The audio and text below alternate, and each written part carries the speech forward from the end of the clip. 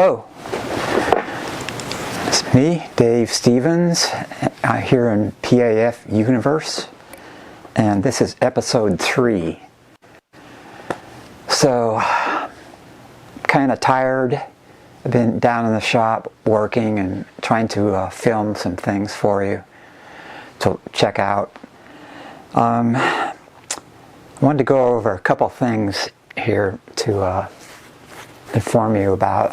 I get a lot of people that want to order pickups from me, but they don't realize that I have quite a hefty wait time, and so the reason for that is I don't mass produce pickups, and I think it would kill me if I actually did. Because, you know, I would have to use readily available pickup parts from like All Parts and StuMac, Philadelphia Lutherie. And the problem with that is none of those parts are PAF correct, except maybe Philly's base plates are kind of close. And so if I use that stuff, it wouldn't sound like what I make. It wouldn't sound like a real PAF, because, you know, use the wrong alloys and the wrong materials, the wrong wire, blah blah blah, it's not going to sound like a real PAF at all. It's just going to be a, you know, generic humbucker. So I only make maybe 50 sets of anything in a whole year, because I'm making most of the parts myself, and it's just the only way to do it. You know, I have to be true to who I am and my standards. And there's just lots and lots of guys out there making pickups with stock parts, and you know, they don't sound much different from each other at all, because they're using pre-designed materials and parts. I don't want to do that. I did that when I started, you know, as a beginner, but I just found the stuff so bland. I just didn't want to do that. So I'm going to show you a few little tools I use and how I make things, but it's going to be very limited, and you're only going to get like a sneak peek, because the processes are long and involved, and just filming how I'm doing it would be annoying and times just too, you know, eating up too much of my time. And there are things I'm doing that nobody else does, and I'm not going to show those. I'm not going to help anybody to make what I make. It just, you know, it took years to figure this stuff out, and I'm just not going to hand it out and end up killing my business, you know. So it's just common sense.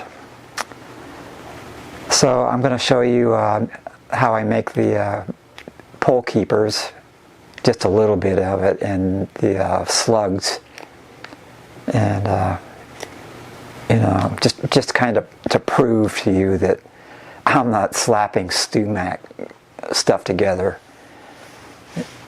Anyway,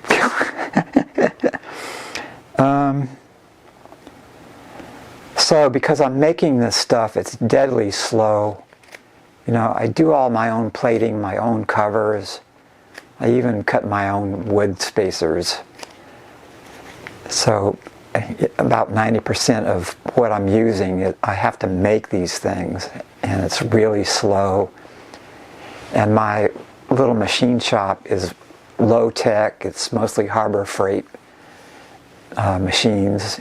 Not that that's a bad thing. The Chinese actually make pretty sturdy stuff.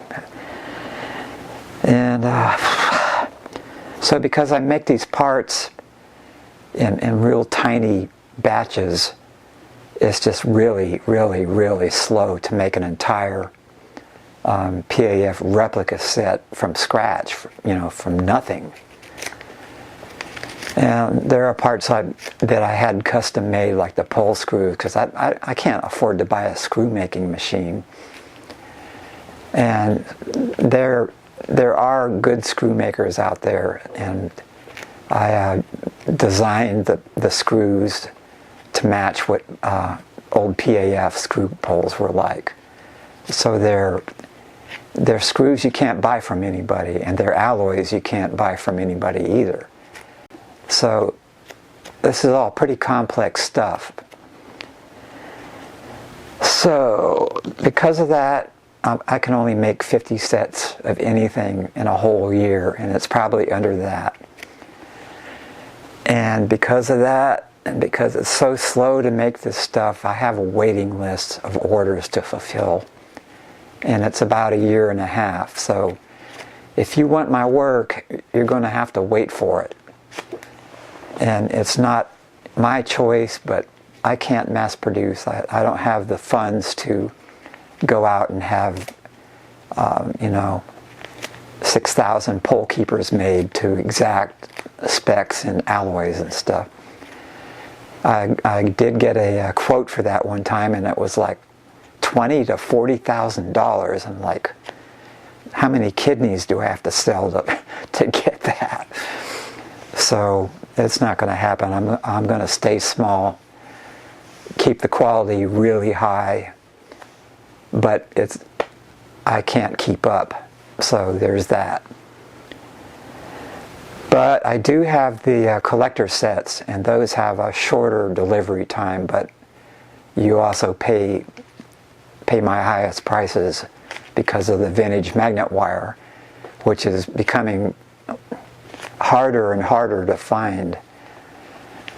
Even though I have a pretty good stash of it put away now, but I keep looking, and it's just, that stuff's becoming impossible, almost impossible to find. So just wanted you to know that if you're thinking about ordering pickups, you have to go through a pretty long wait time. So think about that before you contact me.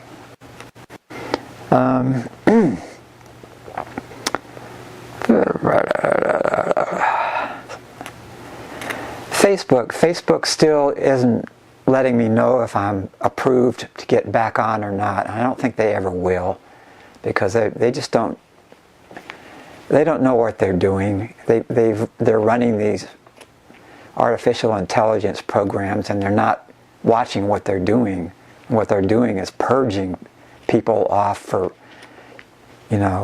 posting some ridiculous meme that was supposed to make people laugh that somebody took wrong and reported you or something. So anyway, I get more work done instead of being on Facebook. But I would appreciate those of you who are on Facebook in any of the Les Paul groups, or Les Paul related, or pickup groups, or whatever. I would appreciate it if you would share my videos and keep my presence there happening now and then. Also, I was getting reports of people that they couldn't subscribe to me. The subscription button was gone, or they weren't being alerted when I put these videos up. So I think I got that fixed. I think YouTube finally fixed it. They're a little more reactive than Facebook is. So give it a try. If you have any more problems with that, make a comment. So some people wanted to know about my replica. It's made in Italy by an up-and-coming guy who really knows his stuff. And I'm going to show that guitar off in this episode, some close-up photos and video. And so I think I covered everything. So I'm going to noodle on the a little bit. The guitar now has the Replica ABR1 that we're working on, And the pickups are the Belden vintage magnet wire from about 1955 and I'll do some real close-up photos and stuff of it for you. These guitars are just the best guitar I've ever played in my life, except for a vintage Les Paul back in 1968. So that's it. So I'm going to do some noodling on the Replica to get that started off, and enjoy.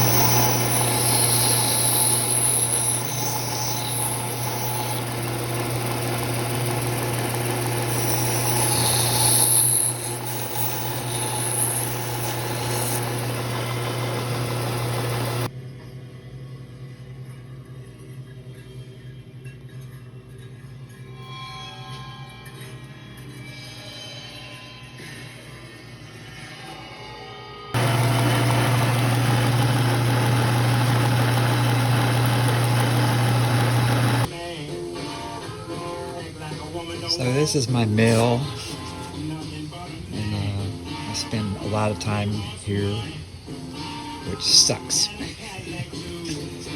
Anyway, I built this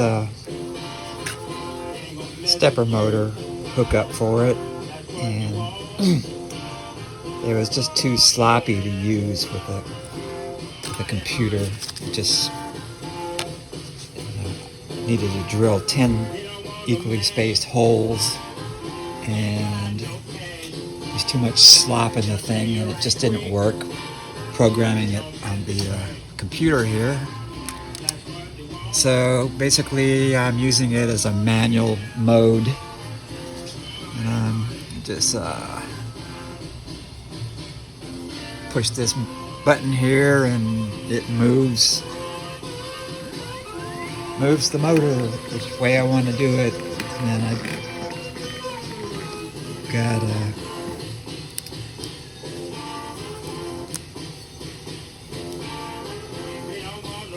got this digital readout, and that's how I cut my keeper bars here.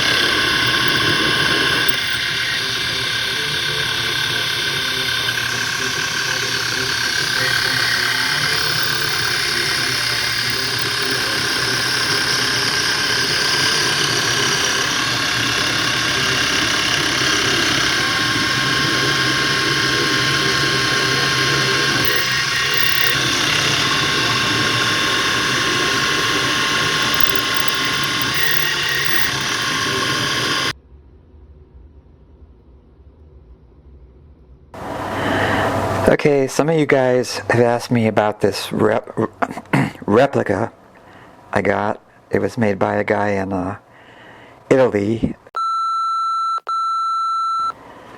So it's kind of hard to photograph these things, but I'll do my best here.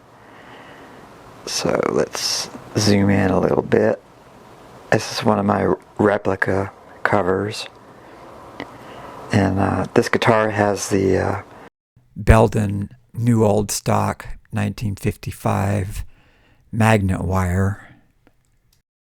And this is the ABR1 replica that's coming pretty soon. And you can see the aging on this is really nice. It's also a little bit hard to photograph. And it's not knife cuts. It's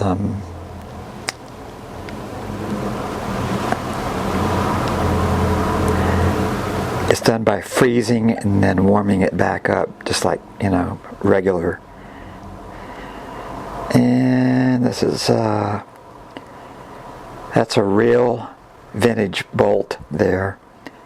The tailpiece is a Clouson that I relicked, and they're really hard to relic. And these are replica knobs.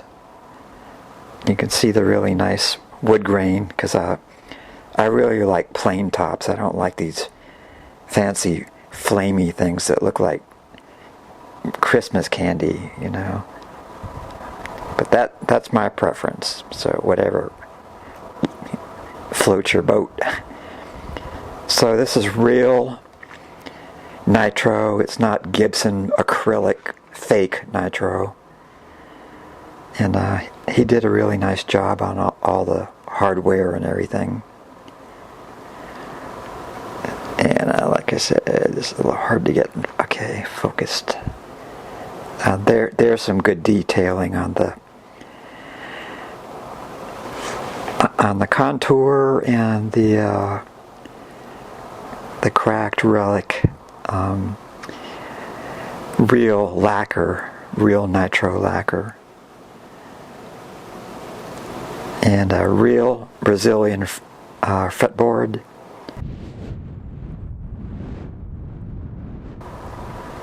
and I had tall frets put in to make it a lot easier to play. And let's see. This is an old cover I did. I have no idea how I got this look. It just looks really cool. And zooming up, see if I can get any kind of detail on the neck.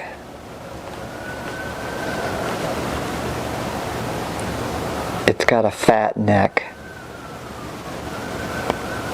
and I really love this neck. It makes it really easy to play.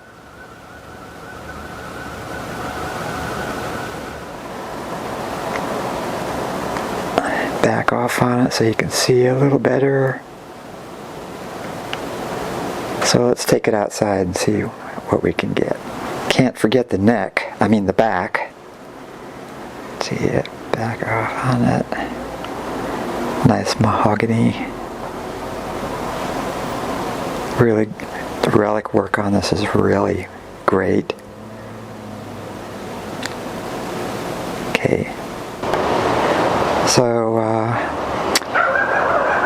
this is a little more 3D view here.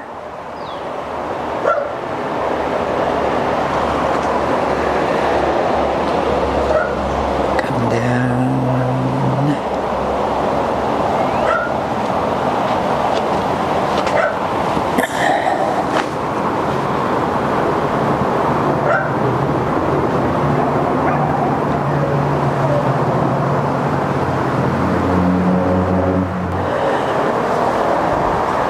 Da da da da da da.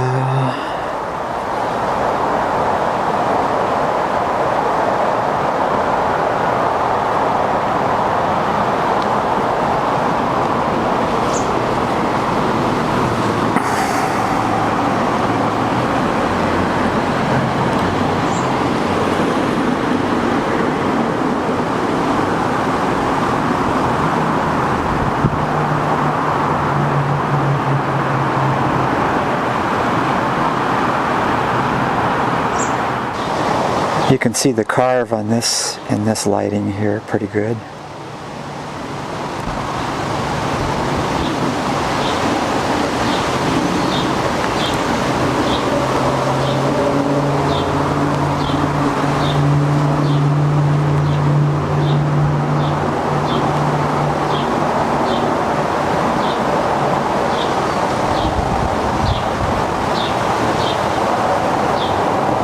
Okay, enough. A little bit of sunlight for you.